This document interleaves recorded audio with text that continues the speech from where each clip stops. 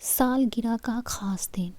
یہ کہانی آمنہ کی ہے جو ہمیشہ اپنی سالگرہ کو ایک عام دن کی طرح گزارتی تھی، لیکن اس سال اس کا دن خاص بن گیا۔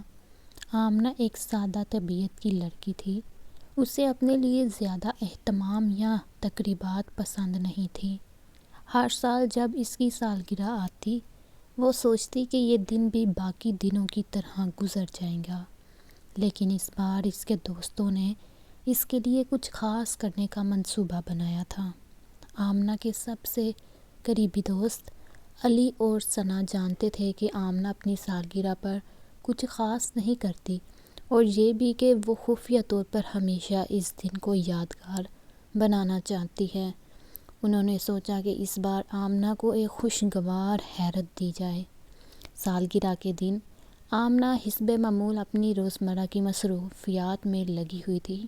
اس نے کوئی خاص تیاری نہیں کی تھی، لیکن جیسے ہی شام ہوئی، علی اور ثنا آمنہ کے گھر پہنچے۔ وہ ایک خوبصورت کیک، رنگین غبارے اور تحفوں سے بڑے تھیلے لے کر آئے۔ آمنہ حیران رہ گئی۔ اس نے مسکراتے ہوئے کہا، یہ سب کیا ہے؟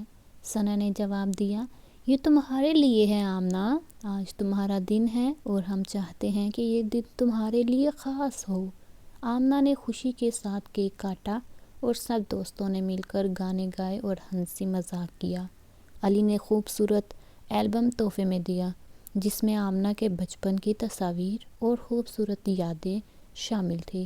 ثنا نے آمنہ کے لیے خوبصورت ڈائری دی تاکہ وہ اپنی زندگی کے قیمتی لمحے اس میں لکھ سکے۔ یہ شام آمنہ کے لیے یادگار بن گئی۔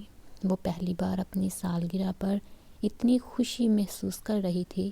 اس نے اپنے دوستوں کا شکریہ ادا کرتے ہوئے کہا، تم لوگوں نے میرے لیے جو کیا، اس کے لیے میں ہمیشہ شکر گزار رہوں گی۔ یہ میری زندگی کی سب سے خاص سالگرہ ہے۔ یہ کہانی ہمیں یہ سکھاتی ہے کہ کبھی کبھار چھوٹے سے لمحے اور خاص یادیں ہماری زندگی کو خوشیوں سے بھر سکتے ہیں۔ دونوں کی محبت اور خلوص نے آمنہ کے عام سے دن کو خاص بنا دیا۔